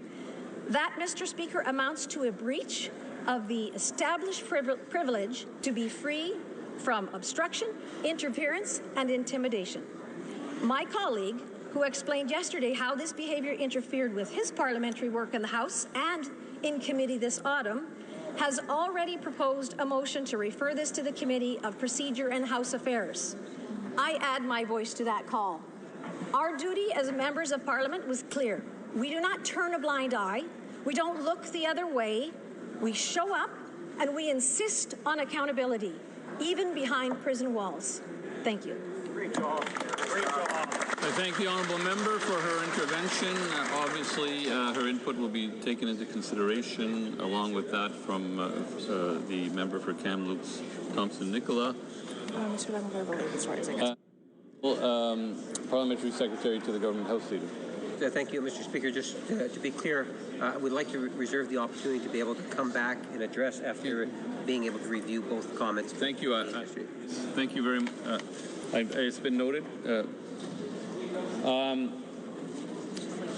I would like to inform the House that the volume on the earpieces will now be reset. Orders of the day.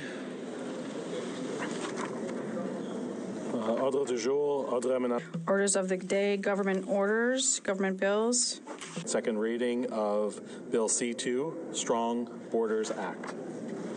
Resuming debate, the honourable member for Saanich Gulf Islands had about 4 minutes and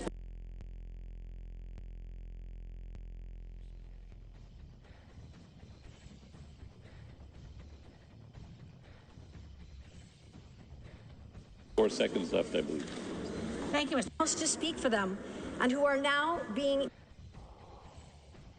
the member for Kamloops, Thompson Nicola. Parliamentary Secretary to the Government House Leader. Thank you, Mr. Speaker. Just to be clear,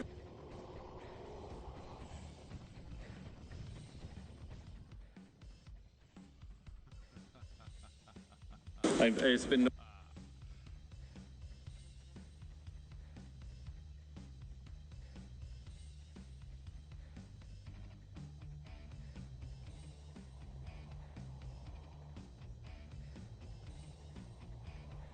All right, here we go. I got some microphone. Okay, there was a lot happening today. I think it was pretty good. I'm just thanks for the comments. Like, dislike, whatever you like. I think opinions matter. I think one person told me one time, many hands make light work, so many opinions make light work, and a good politician steals ideas. That was my attitude, because basically their idea of machines can come from the people, in my opinion. And the best thing to do for a politician is follow the will and the brain of the people.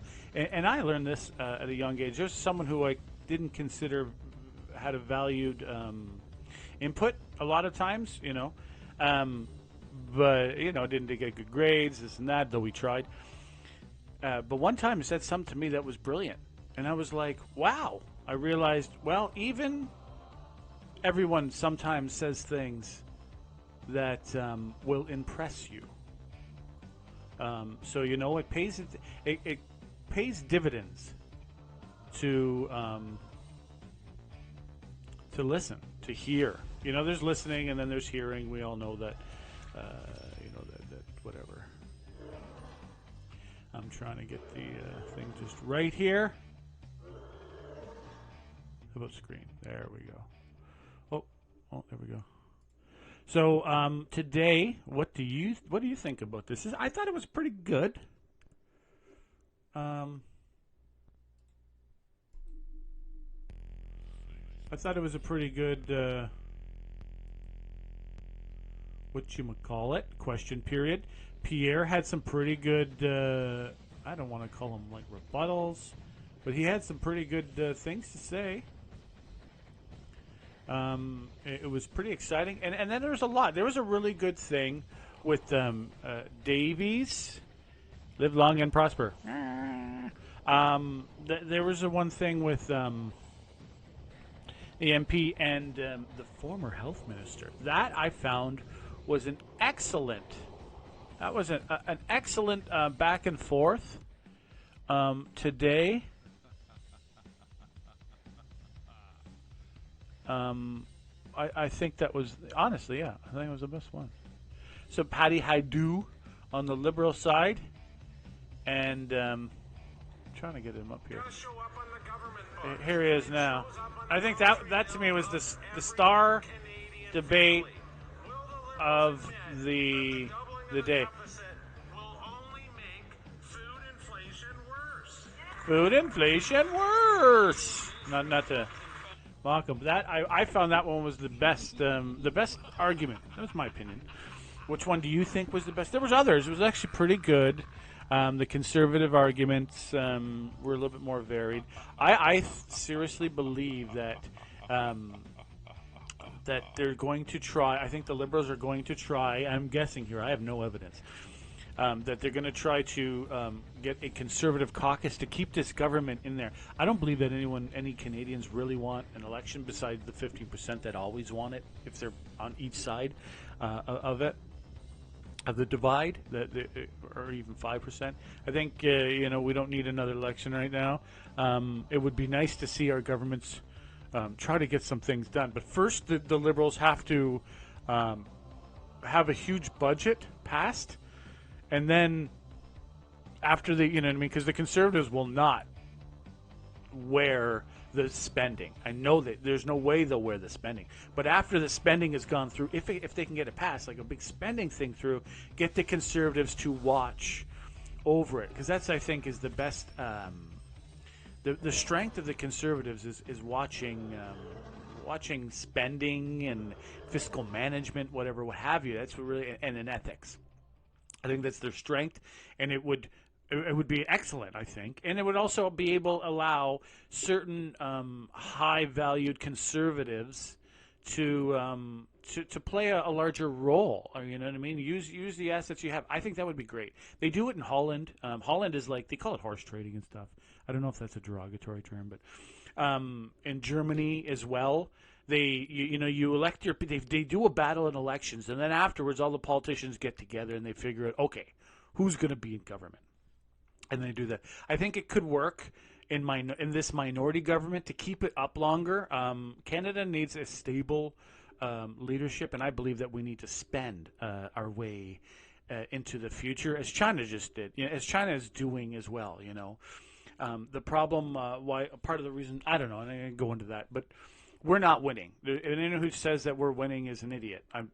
And I mean that with 100% respect. We're not. Every year, our country, Trump is bringing things around for America at our detriment, which I wish never was the case, but it is the case. It kind of, I'm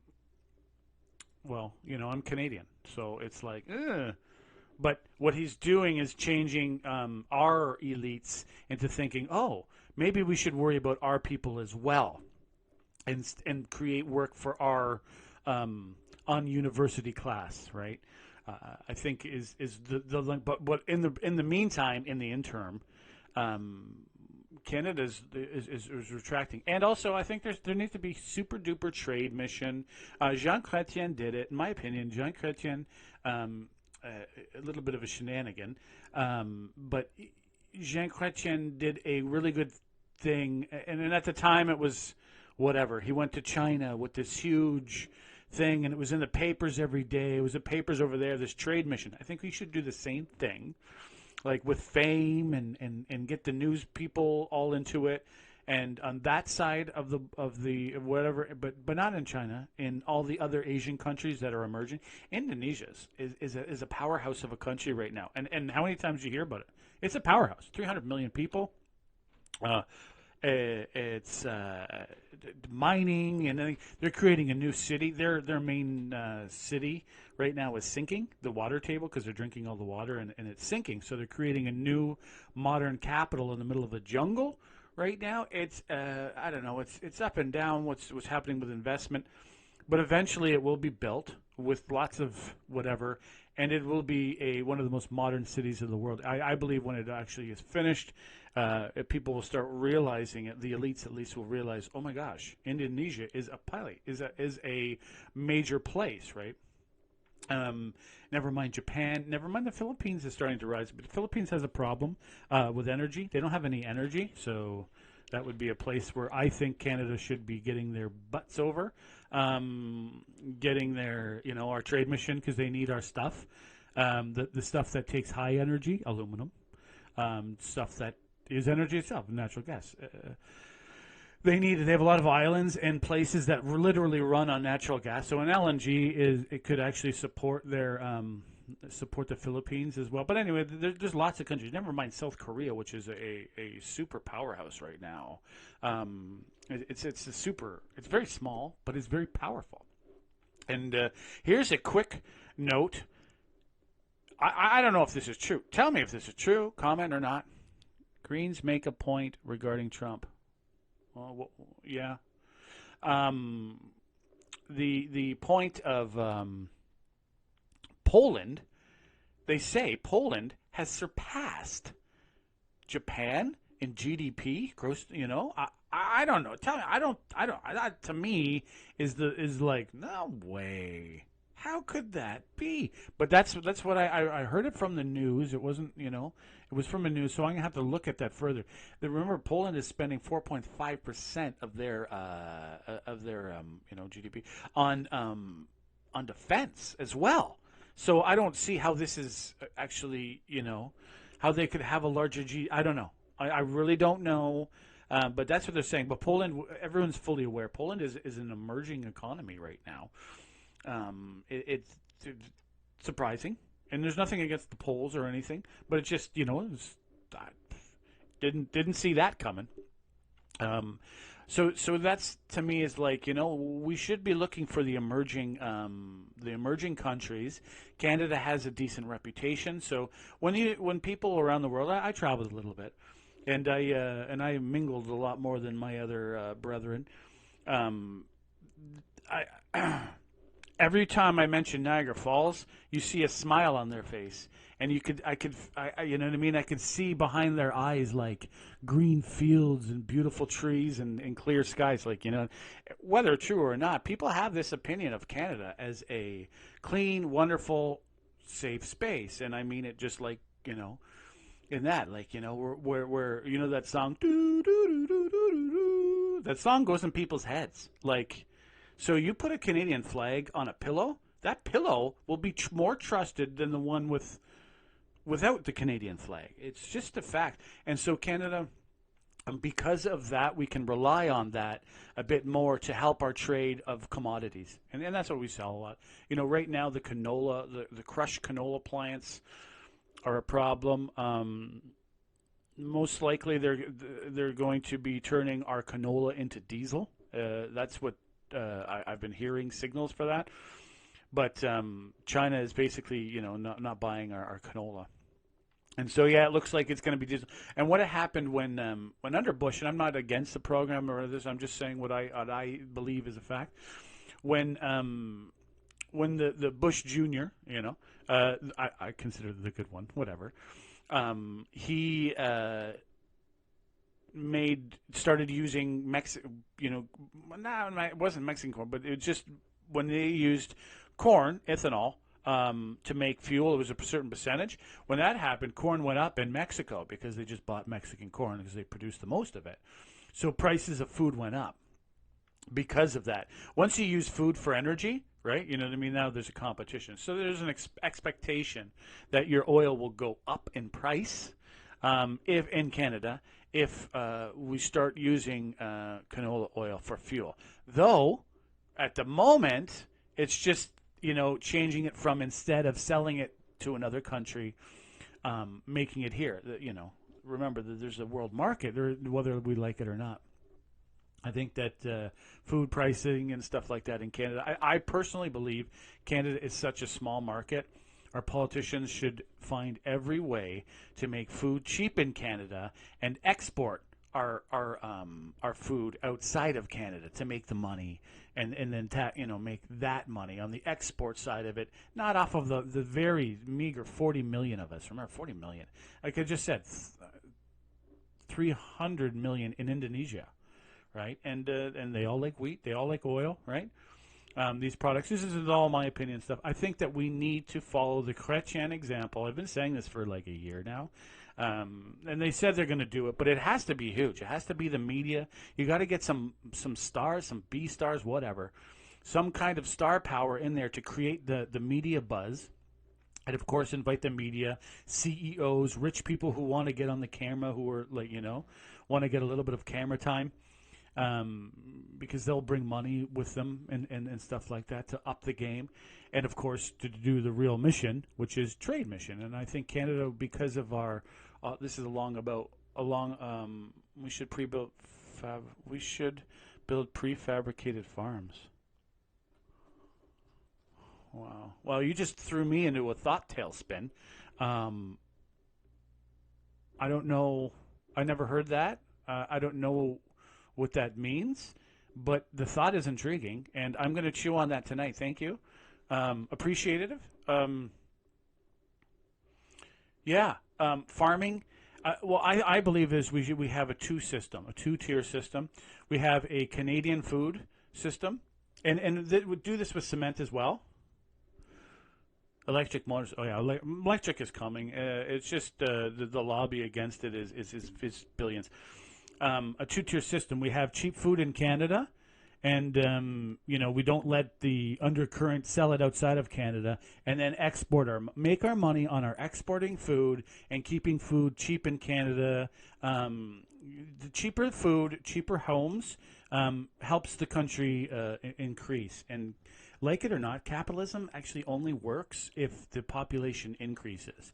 If it stays stagnant in population, it actually, almost every time capitalism, it has problems when population declines.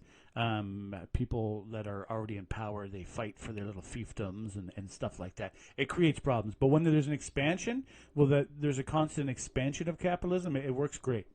It needs to work. And we are about to move into the new age. I call it the chip age. We're about to move into an age where we're going to have wonderful products. Remember the 1950s? Oh, look at that beautiful product. Look at that beautiful product that we have in the 50s, Oh, this time-saving device for the stay-at-home mom or whatever that voice. I think we're about to get a bunch of devices because of the AI. It's going to create problems, but it's also going to create a lot of new things that time save and expand us. Like myself, I write a lot easier because I'm like, hey, Google, what's that mean? Hey, Google, what's this? I'm reading this book. It's an old book. It's a medieval book. And a lot of the references I don't fully understand because they're about rowing and like certain seas that literally don't have the same name. So I can go, I don't need a teacher. Farms for none of it. Yeah, none of it has, I'm going to mention that in a second. It helps me to learn easier. I don't need to pay for the teacher. So it's an expansion, I think, of it. It also, once we start thinking using the machine over the human, that's where it's wrong. We're not here to help the millionaires. I don't believe that we're here to help the computers, though we are creating them. None of it. There is a company, a Canadian company, that's making these new. They're like igloo-ish types because igloos keep the type of little greenhouses, and that's really what we should do. Fish farming is good, and it has a lot of problems. I think that we need to initiate our universities to do proper research in fish farming. This is the thing I always think to people are like, oh, I'm against fish farming. I'm like, yeah, if we were still hunting and gathering, there would be no animals in the wild. If we didn't farm our meat, like chicken, beef, chicken, pork, and beef, and you know what I mean, there would be nothing. There would not be there would not be a mammal. That'd be the first thing to go. Insects would be like, it'd be sparse. It really doesn't work. So fish farming is the way. There's problems with it. Huge problems with it. Just huge. And they're not being addressed. No. They're being addressed, but I think that Canada could be the leader in that. And you're right, 110%. Farming the oceans and stuff like that is the next stage. And it has to be, I think, because of the problems with it, it isn't superior to fishing in wild fishing yet. So once it becomes superior, like if you are a hunter, go hunting, and then you'll never produce nowhere near as much meat as a farmer who has a bunch of cows. Just doesn't happen. So once we get to that point where we're like, it's like hands down, we know. Yes, you know what I mean. With a few light issues, there are some large issues with the fish itself and the hazards it creates around it, like because of the concentration and stuff like that, and basically needs more current. I think that there's a Chinese method, a pond. I saw it as a kid. So remember, I'm going back 100 years in my memory. So you know. I'll have to look it up again. I tried to before, but this is an old Chinese. There's two things I'm going to bring up. The Babylonian Get Rich program, which was 20 years. I'll mention that one first because it's in my mind. It's plant palm trees, and they take about 15 years to start, 15 to 20 years to start producing. And so you plant these things, and then you plant shrubs and vegetables in between the rows, and live off of that. Live off of the berries and the things that you produce every year annually. And once you live and be content with the things that are small, the shrubs and that thing, then once the date farm comes, and 1 acre of land, you will be rich. This is literally written down on the Sumerian tablets, right? In cuneiform. It's literally written down as a get rich quick scheme.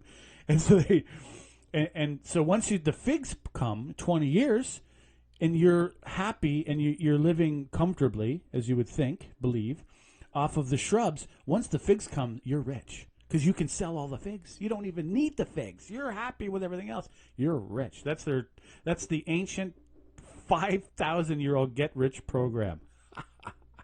Love it. So that's the Babylonians. Actually, that was found in Ur. And it was all sustainable farming and all that. But basically, it was living, it boils down to live within your means and and plan for the 20 year at the same time.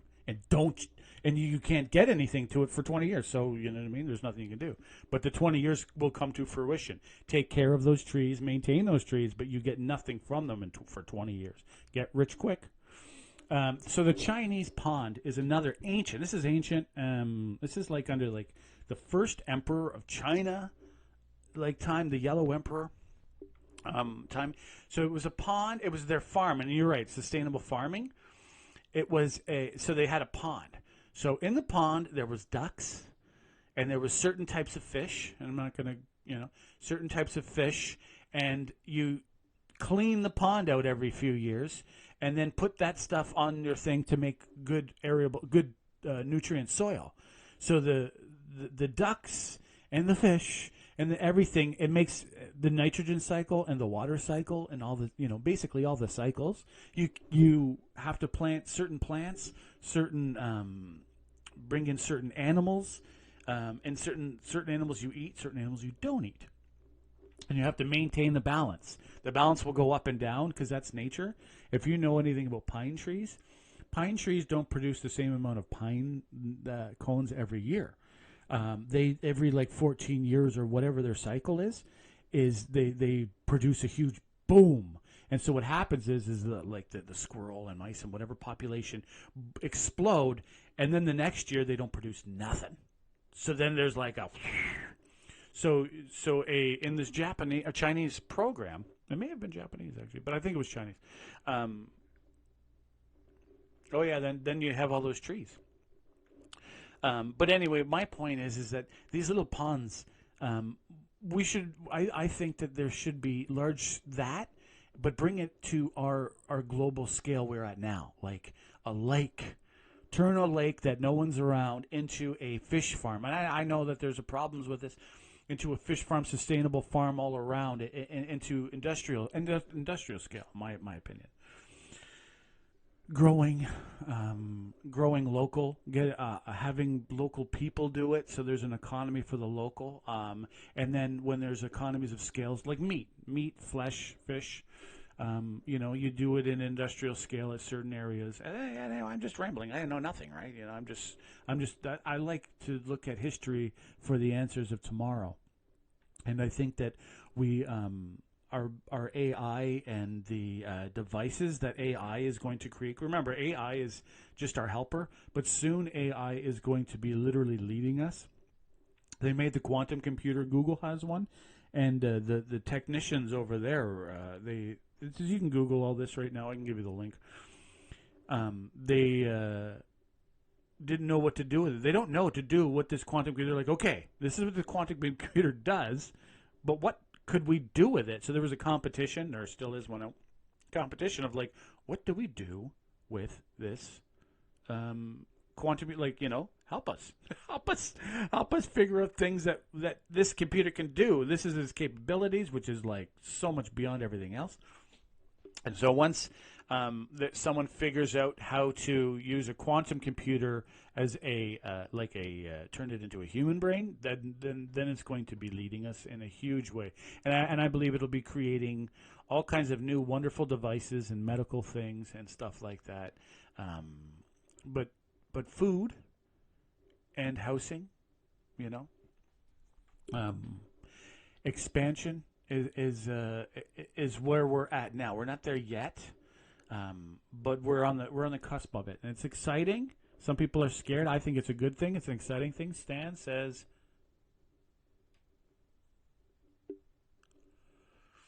I don't know. I don't know what you're squandering.